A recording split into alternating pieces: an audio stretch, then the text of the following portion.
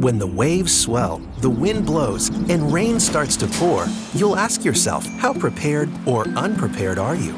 Did you board your windows, protect your home? Secure loose objects so they won't blow away. Bring large items in and low items up. If you're properly prepared, it will help in a big way. Does your family have a plan? Do they know what to do? Is your emergency kit packed, waiting by the door for you? Just because you're not on the coast doesn't mean you're okay. Heavy winds and flooding can wash things away. When a hurricane is near, you need to stay safe. Turn on the radio. Wait for updates.